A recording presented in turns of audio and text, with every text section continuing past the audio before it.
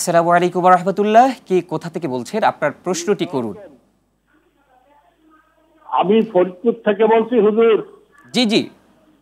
হুজুর আমি ফরিদপুর থেকে বলছি। আমার একটা প্রশ্ন হলো কি যে একবার সূরা ফাতিহা, তিনবার সূরা ইখলাস পড়লে আর 11 বার দুরূদ শরীফ পাঠ করলে নাকি এক খতম কোরআন শরীফ সওয়াবের হয়। তাই 200 বার যদি আমি পড়ি কন্টিনিউ একটা টাইমে বসে, সেই ক্ষেত্রে আমাদের দিতে কি হবে?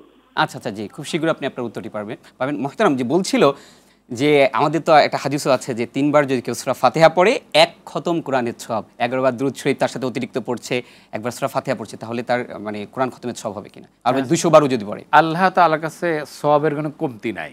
আচ্ছা আচ্ছা। আল্লাহ দিতে পারেন, রহমত দিতে পারেন। এখানে বিষয়টা হলো এগুলো নফল কাজ করার জন্য আল্লাহ রাসূল উৎসাহ প্রদান করেছেন। কিন্তু আপনি যতক্ষণ এই কাজগুলো করবেন তার চেয়ে উত্তম কাজ তো আল্লাহর কাছে আছে। যেমন আপনি বুঝে বুঝে কোরআন পড়া, এর চেয়ে ডবল সওয়াব হবে। আচ্ছা আচ্ছা। কোরআনের বিধান প্রতিষ্ঠান করা, এর চেয়ে ডবল সওয়াব হবে। আবার কোরআনের বিধান কায়েম করার জন্য চেষ্টা করা আরো বেশি সওয়াব হবে। তাহলে আপনি প্রথম বড় সওয়াব ধরবেন, তারপর নিচেরটা, তারপর নিচেরটা, তারপর নিচেরটা।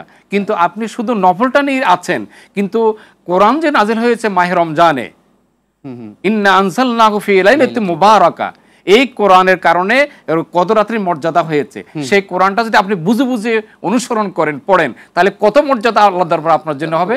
মুহতারাম, একটা বিষয় হচ্ছে যে 3 বার সূরা ইখলাস পড়লে এক খতম কোরআন হয়, এটা সহিহ তো? সহিহ, হাদিস সহিহ।